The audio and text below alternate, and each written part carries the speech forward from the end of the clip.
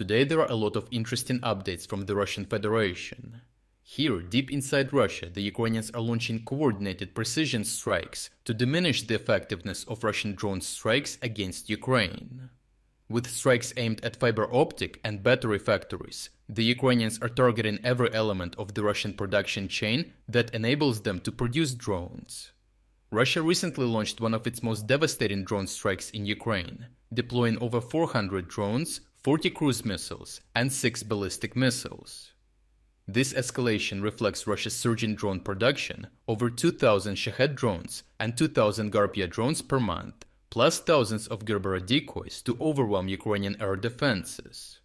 While Ukraine holds an edge in drone quality, production, and adaptability, Russian drone strikes remain a major obstacle for the Ukrainians, bolstered by Russian mass production of lethal fiber optic variants. As the Russian summer offensive is underway, the Ukrainians understand that they must cut down the production numbers of Russian drones as much as possible.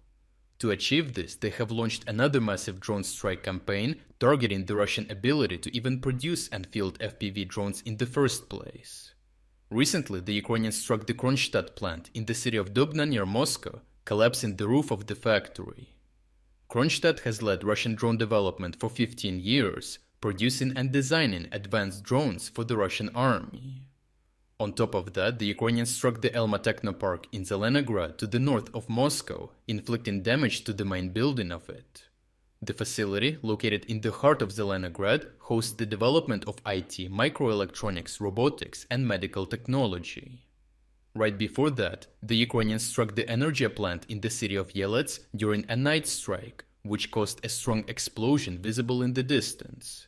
Satellite footage revealed that the factory suffered significant damage, with the partially collapsed roof of the production hall revealing that the fire engulfed everything inside.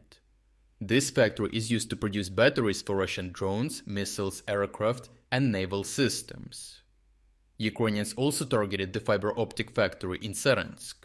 A direct drone strike caused severe damage to the main building, setting it on fire.